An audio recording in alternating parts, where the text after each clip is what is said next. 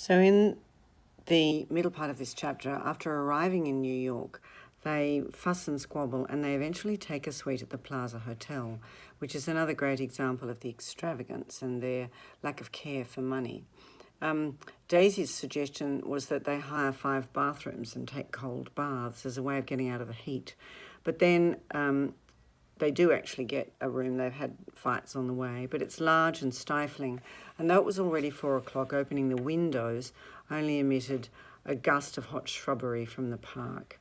So everybody's in a very bad mood and really tired, and they start to needle each other.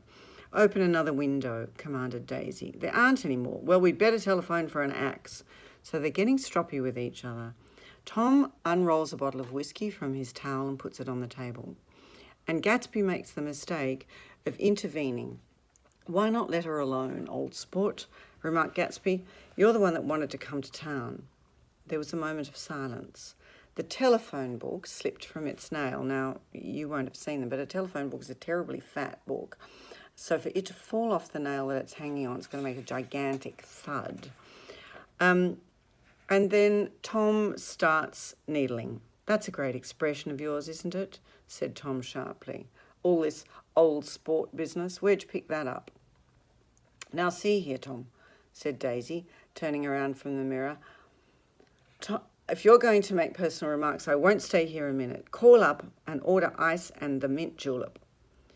Tom makes the phone call, and downstairs they hear Mendelssohn's Wedding March, and somebody is getting married downstairs. Now, obviously, this is a useful connection back to the day and the time in which Tom and Daisy got married. And then we launch into a long story about a guy named Biloxi from Memphis, Tennessee, who is somebody that came to the wedding of Daisy and Tom, but neither of them says that they knew him. So we have here something redolent of what we've seen going on at Gatsby's parties. They wind up with a terrible story. He says that he was president of their class at Yale. And Tom and Nick stare at each other. Biloxi? First place, we didn't have any president. And second place is there wasn't. Biloxi certainly was not at Yale. So this is a made-up story.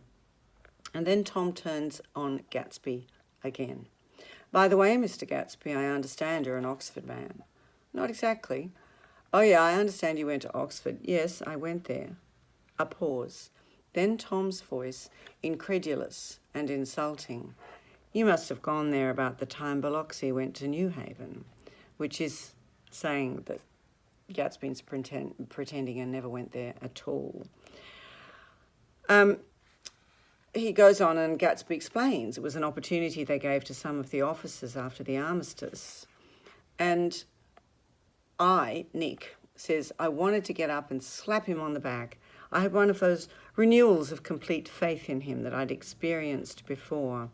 But Daisy intercepts it. She rose and says, "Open the whiskey and I'll make you a drink." "Wait a minute," snapped Tom. "I want to ask Mr. Gatsby one more question." "Go on," says Gatsby, politely. "What kind of a row are you trying to cause in my house anyway?" So this is like, okay, we've had the warm-up. I've jabbed you a few times. Now the fight is really starting. So he confronts him openly. Daisy says he isn't causing a row. "You're causing a row. And he should have some self-control." Tom says, "And let Mr. Nobody from nowhere make love to your wife?" Well, and then he goes on and he makes this extraordinary series of insults which say people begin by sneering at family life, and next thing they'll throw everything overboard and have intermarriage between black and white, which at the time was not an unusual frame of mind to have. Jordan says, "But we're all white here." Tom says, "I know I'm not very popular. I don't give big parties." And Nick says, "Angry as we all were, I was tempted to laugh whenever he opened his mouth." The transition from libertine, which means a person who lives the high life and takes a lot of fleshly pleasures, the transition from libertine to prig, which means someone who's really stuck up, was complete. So Nick does have insight into what Tom is doing and what he's really like. Gatsby says, I've got something to tell you. And Daisy says, please don't. And why don't we all go home? But Tom says, I want to know what Mr. Gatsby has to tell me. And he says, your wife doesn't love you. She's never loved you. She loves me. You must be crazy, says Tom automatically. Gatsby sprang to his feet, vivid with excitement. She never loved you, do you hear? She only married you because I was poor and she was tired of waiting for me. It was a terrible mistake, but in her heart she never loved anyone but me. At this point, Nick and Jordan try and get away, but they can't do it. He says, sit down, Daisy. Tom's voice groped unsuccessfully for the paternal note. What's been going on? I told you what's been going on. Going on for 5 years and you didn't know. You've been seeing this fella for 5 years? Not seeing, no, we couldn't meet. But both of us loved each other all the time. And Tom just dismisses it and says, oh, that's all. Then he says, you're crazy. I can't speak about what happened 5 years ago, but I'll be damned if I can see how you got within a mile of her. And it gets really very unpleasant. The rest of it's a goddamn lie. Daisy loved me when she married me, and she loves me now. Notice the way the men feel free to speak for the woman. It's not the woman who is actually speaking for herself. And we know that Daisy had a big moment of weakness the night before the wedding where she probably wasn't going to go through with it. And what's more, I love Daisy too. Once in a while I go off on a spree and make a fool of myself, but I always come back, and in my heart I love her all the time. Well, that's very interesting, isn't it? I'm not sure that Daisy would see it in the same way.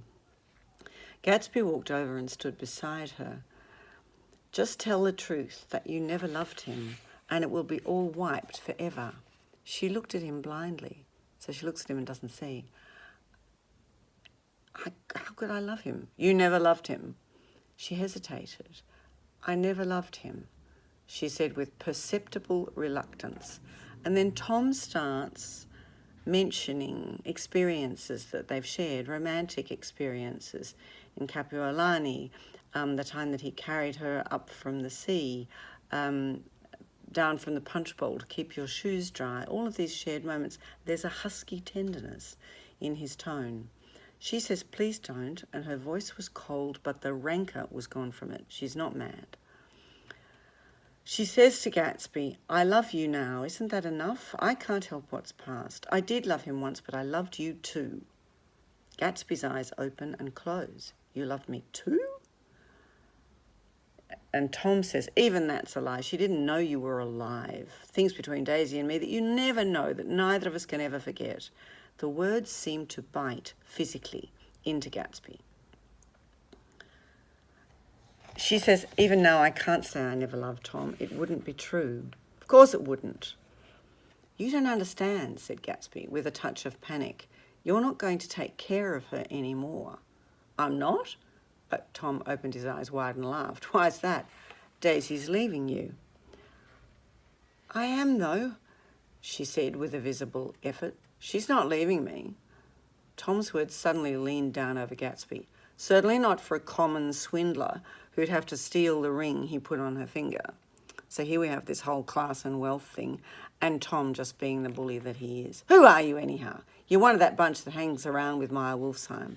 Then he starts going into the illegal goings-on that have made Gatsby rich. The drugstores, the bootlegging, and there's a nasty incident where somebody was allowed to go to jail instead of him, a bloke named Walter Chase. And Tom loses his temper and shouts at Gatsby. And there's an unfamiliar, yet recognisable look on Gatsby's face. It is an expression which Nick says he looked as if he had killed a man.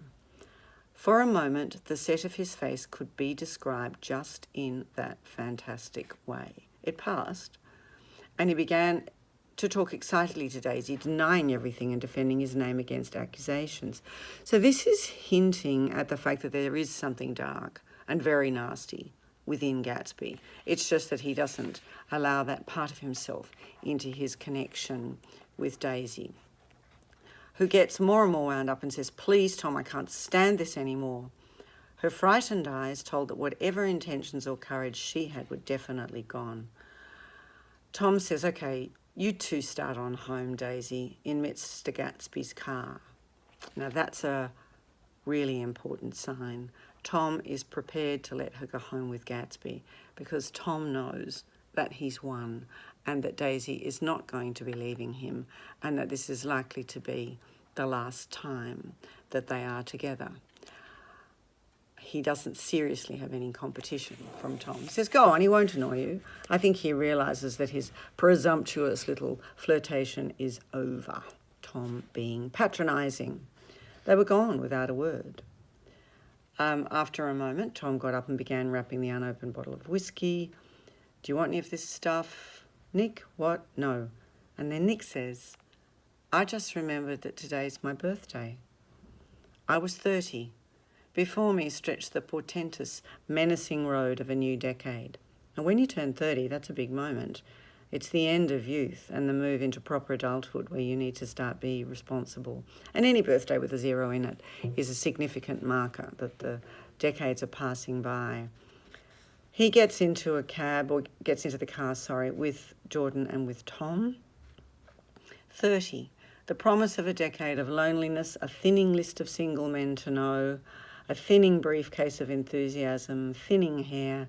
What he sees is all downhill. But there's Jordan beside me, who was too wise ever to carry well-forgotten dreams from age to age. He quite admires Jordan and the way that she has a bit of chutzpah and is practical, gets on with things.